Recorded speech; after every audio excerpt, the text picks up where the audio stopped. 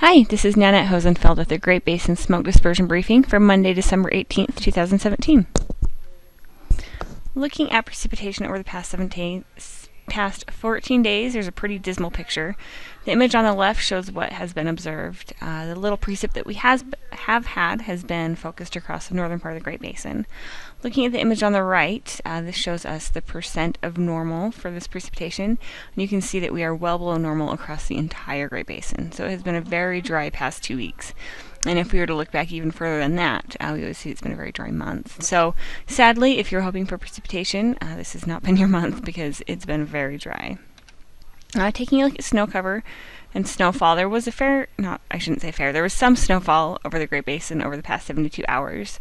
You can see from the map on the left, those areas that did receive snowfall were mainly the higher elevations across the northern part of the Great Basin.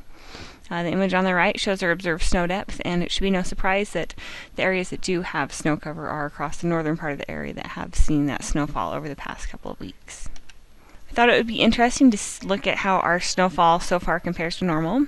This map on the left shows that comparison with normal for each snow observation station, and the orange and yellows on this map show areas well below normal, well below the 50th percentile, and you can really get a picture of how far below normal we are as far as snowfall so far this year. It's been very dry and doesn't look to change too much in the next few days, but hopefully as we move into January, we will see a little more snowfall.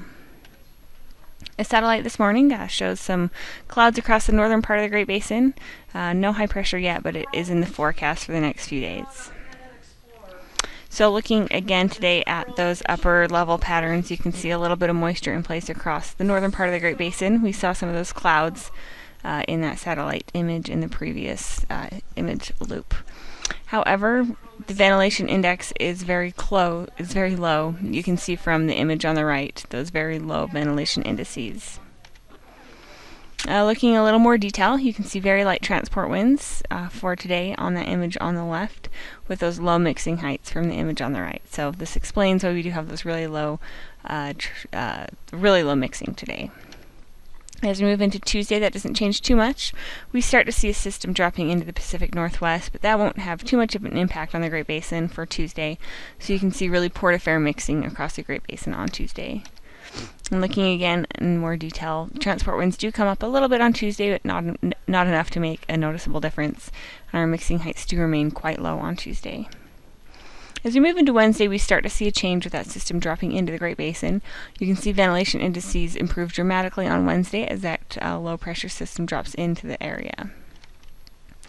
If we look at that in more detail, you can see those gusty, strong winds with that system on Wednesday, as well as those increased mixing heights. And so on Wednesday, we are expecting an improvement in the mixing across the Great Basin. Looking at the Utah Forecast Clearing Index from the Weather Service in Salt Lake, you see a similar trend reflected with really port-a-fair indices Monday and Tuesday with a marked improvement as we move into Wednesday. The 3-day precipitation accumulation is rather promising compared to what we have seen. You can see much of the Great Basin will see precipitation over the next 3 days.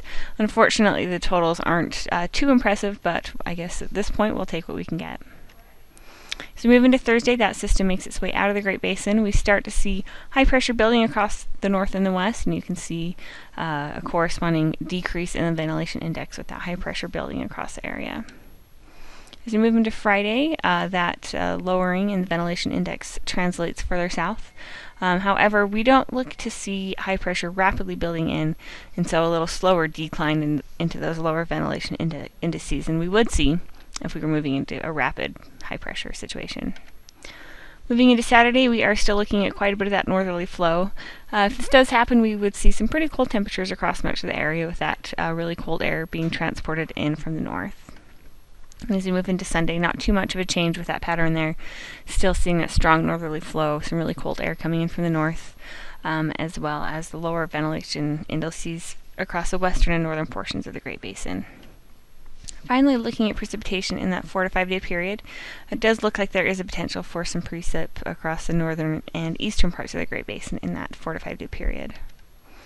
Looking a little further out in the 8 to 14 day outlook, the Climate Prediction Center is calling for below normal temperatures across the northern part of the Great Basin and above normal precipitation across the southeast, with below normal precipitation across the northwest.